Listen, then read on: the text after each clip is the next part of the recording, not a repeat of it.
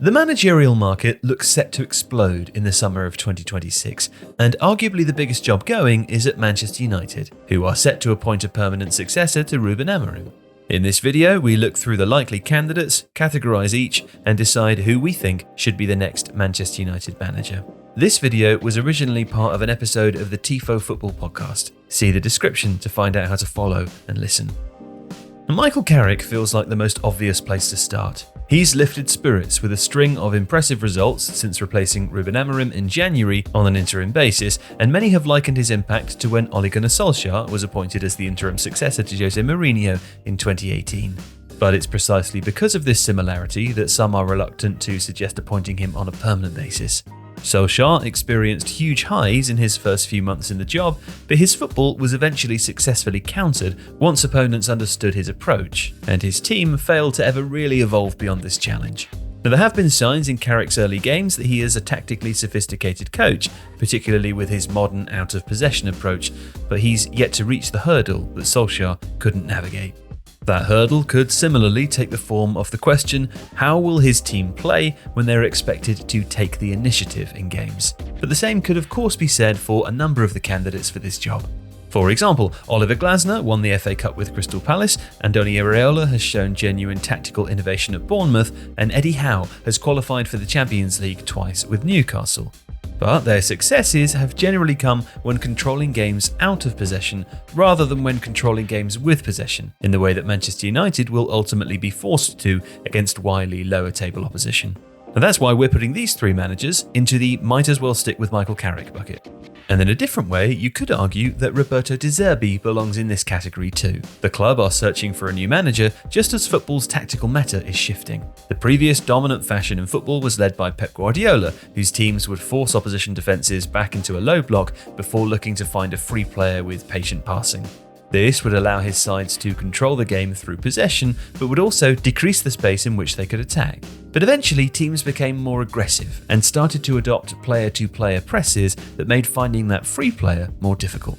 In response, a new style emerged, where teams would look to control the ball in deeper parts of the pitch by overloading central areas in the defensive and middle thirds. Now, they weren't able to pin teams back like Guardiola's sides, but by luring the opposition defences forward, they created more space in behind to attack. Space that could be exploited through quick passing in those central areas. Now, De Zerbi was seen to be at the vanguard of this, but Unai Emery is an exponent of the philosophy too, as is, it seems, Carrick. And, the argument goes, if Carrick is already doing this at Old Trafford, it begs the question, would De Zerbi be worth the change? Well, arguably not.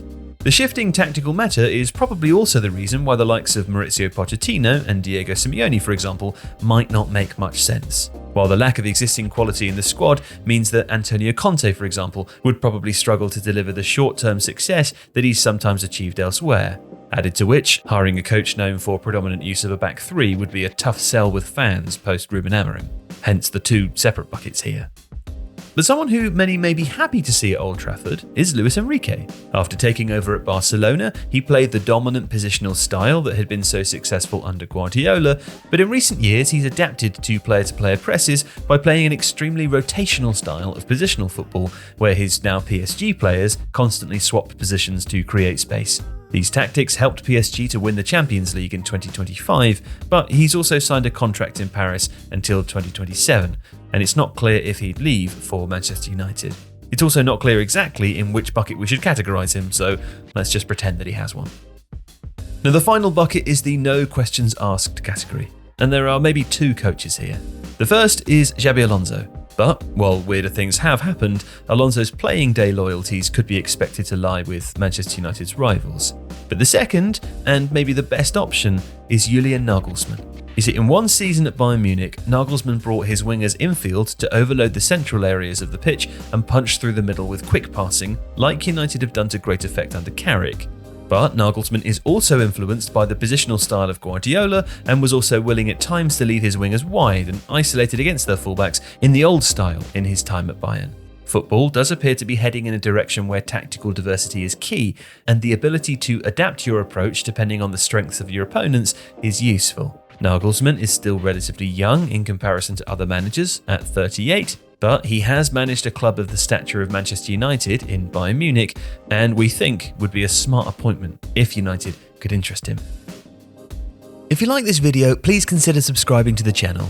The Athletic is home to some of the world's best sports journalists, including David Ornstein, Daniel Taylor, Ollie Kay, Amy Lawrence and James Horncastle. With the latest transfer news and insight on every Premier League football story that matters, theathletic.com puts you inside football.